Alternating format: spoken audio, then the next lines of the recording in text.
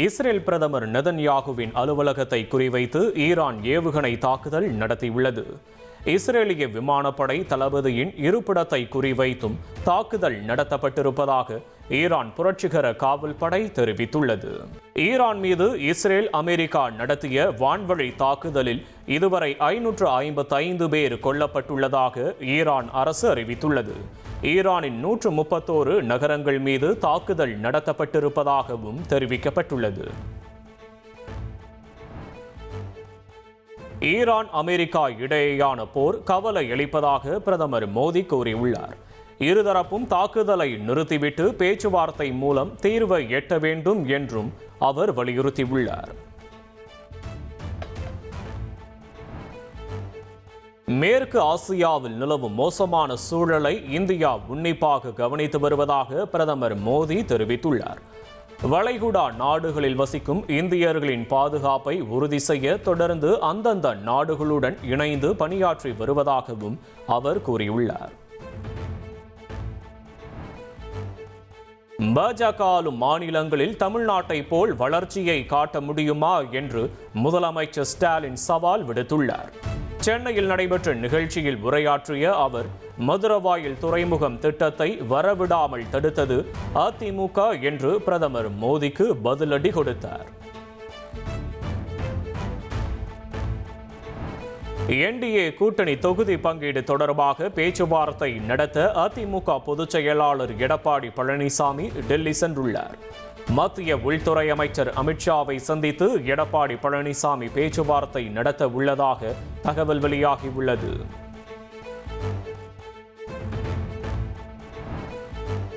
தாவேகாவுடன் காங்கிரஸ் கட்சி பேச்சுவார்த்தை நடத்தவில்லை என தமிழக காங்கிரஸ் கமிட்டி தலைவர் செல்வ பெருந்தகை தெரிவித்துள்ளார்.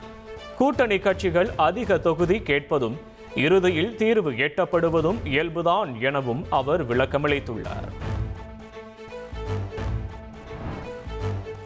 என்டிஏ கூட்டணியில் தொகுதி பங்கீடு குறித்து இன்னும் அதிகாரப்பூர்வமாக பேசப்படவில்லை என பாஜக மாநில தலைவர் நயினார் நாகேந்திரன் தெரிவித்துள்ளார். தேர்தல் தேதி அறிவிக்கப்பட்ட பிறகு தொகுதி பங்கீடு குறித்து தெரியவரும் எனவும் அவர் கூறியுள்ளார்.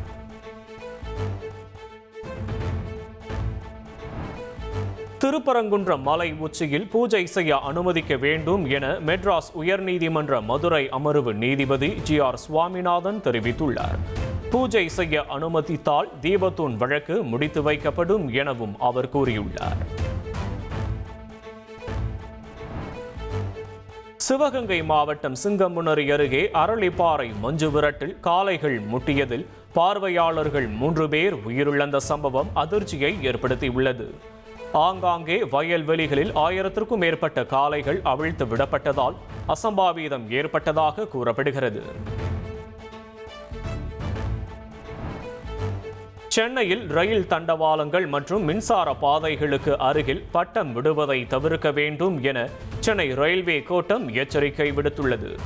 ரயில்வே எல்லைக்குள் பட்டம் விடுவது தண்டனைக்குரிய குற்றம் என்பதால் இத்தகைய செயல்களில் ஈடுபடுவோருக்கு 6 மாதங்கள் வரை சிறை தண்டனை விதிக்கப்படும் என ரயில்வே எச்சரித்துள்ளது. இந்தியா கனடா இடையே புதுப்பிக்கத்தக்க எரிசக்தி, அரிய வகை கனிமங்களில் ஒத்துழைப்பு உள்ளிட்ட புரிந்துணர்வு ஒப்பந்தங்கள் கையெழுத்தாகி உள்ளன. இரு நாடுகள் இடையேயான வர்த்தகம் 2030ஆம் ஆண்டுக்குள் 4.5 லட்சம் கோடி ரூபாயை எட்ட இலக்கு நிர்ணயிக்கப்பட்டுள்ளது. இஸ்ரேல் அமெரிக்காவுக்கு எதிரான போர் மேலும் தீவிரமடையும் என்று ஈரான் எச்சரிக்கை விடுத்துள்ளது. இராணுவ தளங்களை விட்டு பொதுமக்கள் விலகி இருக்கவும் அந்நாட்டு அரசு அறிவுறுத்தி இருக்கிறது.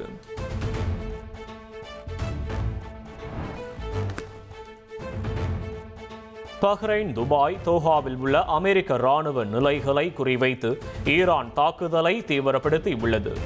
ட்ரம்பின் கடும் எச்சரிக்கையை தொடர்ந்து தாக்குதலை தொடருவதால் மத்திய கிழக்கில் உச்சகட்ட பதற்றம் நிலவுகிறது.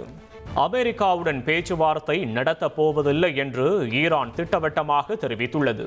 போர் தீவிரமடையும் நிலையில் சமரச பேச்சுக்கு இடம் இல்லை என்று ஈரான் பாதுகாப்பு தலைவர் அலி லாரிஜானி எக்ஸ் தளத்தில் பதிவு. ஓமன் வளைகுடாவில் எண்ணெய் கப்பல் மீது நடத்தப்பட்ட தாக்குதலில் இந்தியர் ஒருவர் உயிரிழந்ததாக ஓமன் அரசு தெரிவித்துள்ளது. மஸ்கட் கடற்கரைக்கு அருகே இந்த தாக்குதல் நடந்ததாக ஓமன் அரசின் அதிகாரப்பூர்வ செய்தி நிறுவனம் கூறியுள்ளது. குவைத்தில் அமெரிக்க ராணுவத்தின் அதிநவீன F-15 போர் விமானம் விழுந்து நொறுங்கி விபத்திற்குள்ளானது. பாராசூட் உதவியுடன் விமானிகள் உயிர் தப்பிய நிலையில் தவறுதலாக அமெரிக்க போர் விமானம் தாக்குதலுக்கு உள்ளானதாக தகவல் வெளியாகி இருக்கிறது. குவைத்தில் உள்ள அமெரிக்க தூதரகம் மீது தாக்குதல் நடத்தப்பட்டதாக தகவல் வெளியாகி உள்ளது.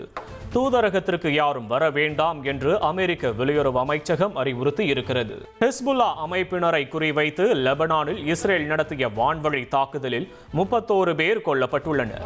ஹிஸ்புல்லா அமைப்பின் மூத்த தலைவரும் அதன் நாடாளுமன்ற குழு தலைவருமான முகமது ராத் கொல்லப்பட்டுள்ளார். இஸ்ரேல் ஈரான் போரில் தமிழர்கள் யாருக்கும் பாதிப்பு இல்லை என தமிழக அரசின் வெளிநாடு வாழ் தமிழர்கள் நலத்துறை தெரிவித்துள்ளது. இதுவரை 974 தமிழர்கள் தங்களிடம் உதவியை நாடி இருப்பதாகவும் தமிழக அரசு கூறியுள்ளது.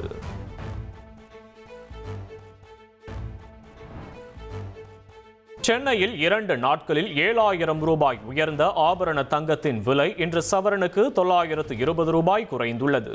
1 கிராம் 15,660 ரூபாய்க்கும், ஒரு சவரன் தங்கம் 1,25,280 ரூபாய்க்கும் விற்பனை செய்யப்படுகிறது.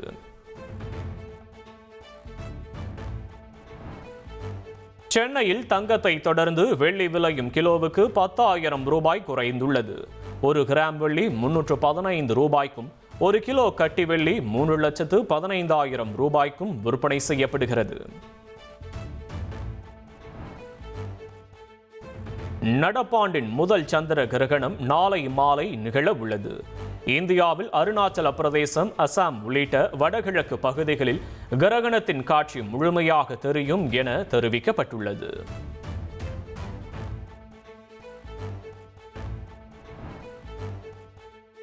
மாசி மகத்தை ஒட்டி புதுச்சேரியில் உள்ள பள்ளிகளுக்கு நாளை விடுமுறை அறிவிக்கப்பட்டுள்ளது. தேர்வுகள் மட்டும் திட்டமிட்டபடி நடைபெறும் என புதுச்சேரி கல்வித்துறை தெரிவித்துள்ளது. தஞ்சை மாவட்டம் கும்பகோணத்தில் மாசிமக தீர்த்தவாரி திருவிழா வெகு விமரிசையாக நடைபெற்று வருகிறது. தமிழகம் மட்டுமல்லாது வெளி மாநிலங்களில் இருந்தும் பக்தர்கள் குவிந்துள்ள நிலையில் பலத்த போலீஸ் பாதுகாப்பு போடப்பட்டுள்ளது. மஞ்சுமல் பாய்ஸ் திரைப்படத்தின் இயக்குனர் சிதம்பரம் மீது எர்ணாகுளம் காவல் நிலையத்தில் இளம்பெண் ஒருவர் பாலியல் வன்கொடுமை புகார் அளித்துள்ளார். 2022ஆம் ஆண்டு சிதம்பரம் பாலியல் அத்துமீறலில் ஈடுபட்டதாக தெரிவிக்கப்பட்டுள்ள புகாரில் 2 பிரிவுகளின் கீழ் வழக்கு பதிவு செய்யப்பட்டுள்ளது. இனி செல்லும் இடமெல்லாம் செய்தி. தந்தி டிவியின் வாட்ஸ்அப் சேனலை ஃபாலோ பண்ணினா செல்ல இருக்கும் இடமெல்லாம் செய்தி. இதோ QR கோட் இப்பவே ஸ்கேன் பண்ணுங்க, ஃபாலோ பண்ணுங்க.